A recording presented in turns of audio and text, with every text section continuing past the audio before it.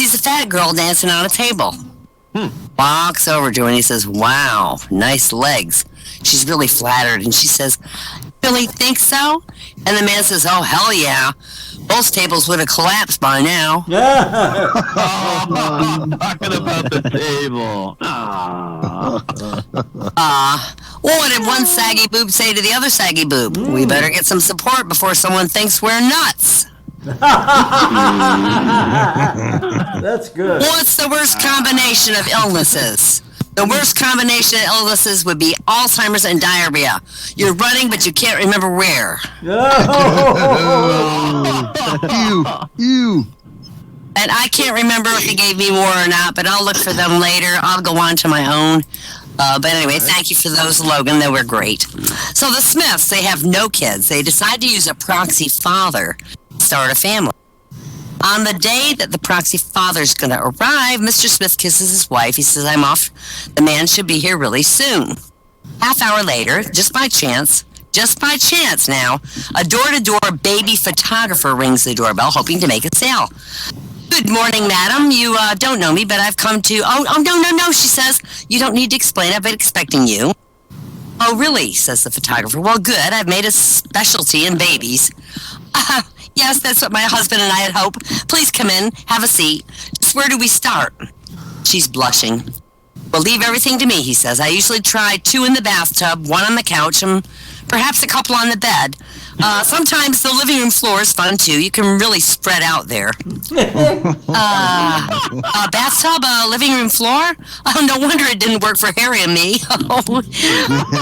Oh, madam, none of us can guarantee a good one every time, but if we try several different positions, and I shoot from 6 or 7 angles, I'm sure you'll be pleased with the results. I hope we can get this over with quickly, she gasps. Madam, my line of work, a man's got to take his time. I'd love to be in and out in 5 minutes, but you'd be disappointed with that, I'm sure. Oh, don't I know it, says Mrs. Smith. The photographer then opens his briefcase, pulls out a portfolio of his baby pictures. Now, this was done on top of a bus in the middle of London. Oh my God, Mrs. Smith says. Oh, yes, and these twins, they turned out exceptionally well when you consider their mother was so difficult to work with. The photographer hands Mrs. Smith the picture. She was difficult, Mrs. Smith asked. Oh, yeah, I'm afraid so. I finally had to take her to Hyde Park to get the job done right. People were crowding around the 4 and 5 deep, pushing in to get a good look at us. 4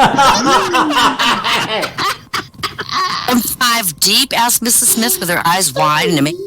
Oh, yeah, the photographer says. And for more than 3 hours, too. The mother was constantly squealing and yelling. I could hardly concentrate. And then darkness approached. I began to rush my shots. Finally, when the squirrels began nibbling on my equipment, I just packed it all in. Mrs. Smith leans forward. You mean they actually chewed on your equipment? Oh, yeah, that's right. Well, madam, if you're ready, I'll set up my tripod so we can get to work. Tripod? She looks really worried. Oh, yes, he says. I've got to use a tripod to rest my cannon on. It's much too big, for action. Madam, good Lord, she's fainted. Best ever in a while. It's just crazy. This professor is sent to the darkest of Africa to live with a primitive tribe. He spent years with them, teaching them reading, writing, math, and science. One day, the wife of the tribe's chief gave birth to a white child. Uh-oh. Members of the tribe are shocked, and the chief pulls the professor aside and says, look here, you're the only white man we ever seen this woman give birth to a white child. It doesn't make a genius work out what happened. Professor thinks quickly. No, Chief, you're mistaken. What you have here is a natural occurrence. What we in the civilized world call an albino. Look at that field over there. All the sheep are white except for one black one. Nature does this on occasion. Chief is silent a moment, and then he says, tell you what, don't say anything more about the sheep, and I won't say anything more about the baby. Oh my gosh. This construction worker on the third floor of a building, he needs a handsaw, so he sees one of the laborers on the first floor and he yells down, but the man on the bottom is going like, he can't hear you. So the guy on the third floor tries using hand signals. He points to his eye, and then at his knee, meaning need, and then he moves his hand back and forth, meaning a handsaw. And the man on the first floor nods, drops his pants, and begins to masturbate. Man, the third floor is freaking out. He runs down to the first floor screaming, "What the hell's wrong with you? Are you stupid or something? I was saying I needed a handsaw." Construction worker said, "I knew that. I was just trying to tell you that I was coming."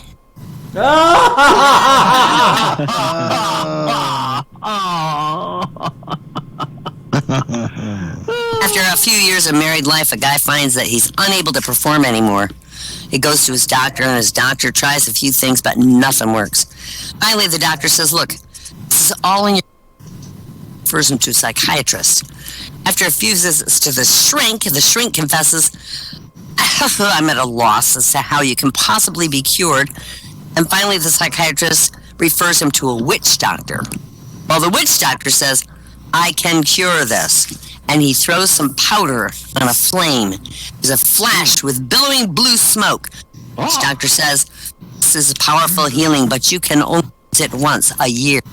All you have to do is say 1, 2, 3, and it shall rise for as long as you wish."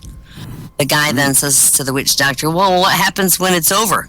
The witch doctor says, "All you or your partner has to say is 1, 2, 3, or it will go down. But be warned, it will not work again for another year." The guy goes home. That night, he's ready to surprise his wife with this great news. So he's lying in bed with her, and he says, 1, 2, 3. Suddenly, an erection pops up. His wife turns over and says, "What did you say 1, 2, 3 for?"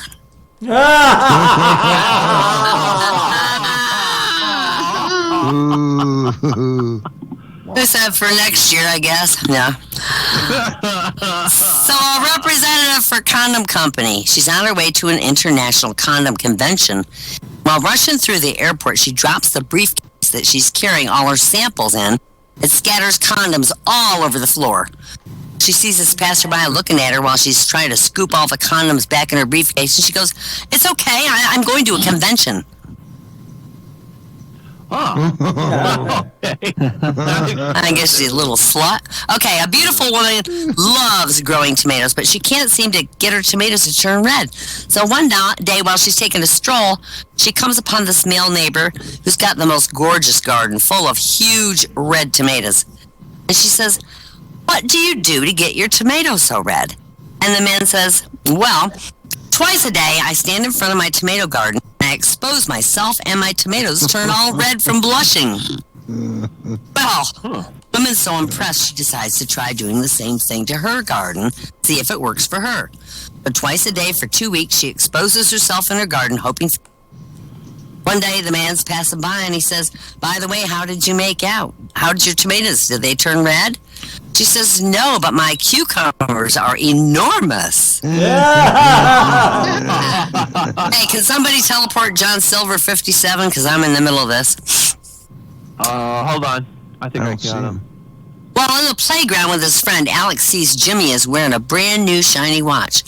"Hey, did you get that for your birthday?" asks Alex. "Nope," says Jimmy. "Did you get it for Christmas?" "Nope," says Jimmy. "You didn't steal it, did you?" asks Alex. "Nope," says Jimmy. "I went to Mom and Dad's bedroom the other night when they were doing the nasty, and Daddy gave me his watch to get rid of me." Alex is really impressed. With this idea. He's really jealous Johnny got a new watch, so he vows to get one for himself. So that night, he waits outside his parents' bedroom till he hears the unthinkable noise of lovemaking, and just then, he swings the door wide open and boldly strides in the bedroom. His daddy's caught in a mid-stroke, turns and goes, "What do you want now?" "I want a watch," Alex says. Without missing a stroke, the father says, "All right, stand in the corner and watch, but shut up."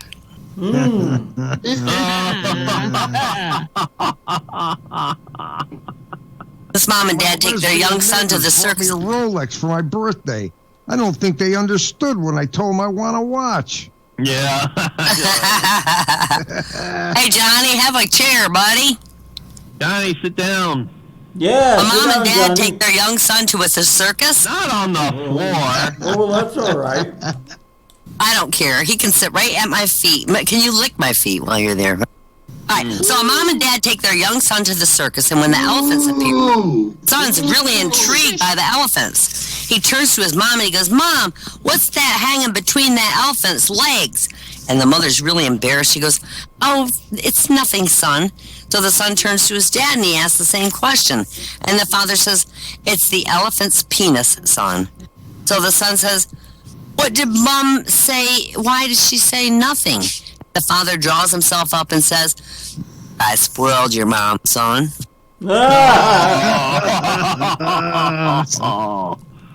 Oh my God.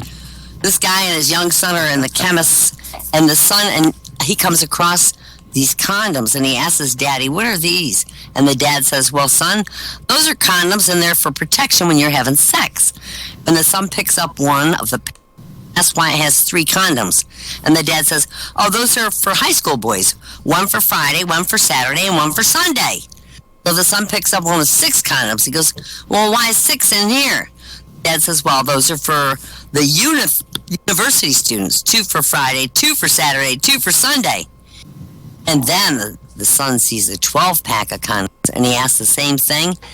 And the dad says, "Well, son, those are for married men. One for January, one for February, one for March, one for April, one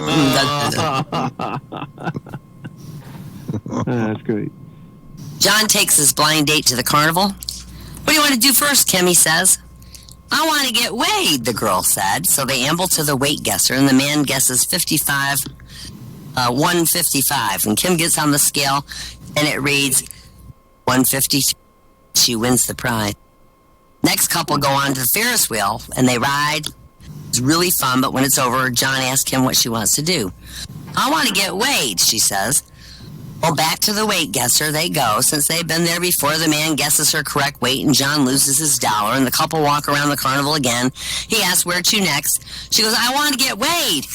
By this time, John thinks she's really whacked and weird, and he takes her home early, dropping her off with a handshake. Kim's roommate comes running. "Hey, how'd it go?" And Kim says, "Oh, it was willy wowsy."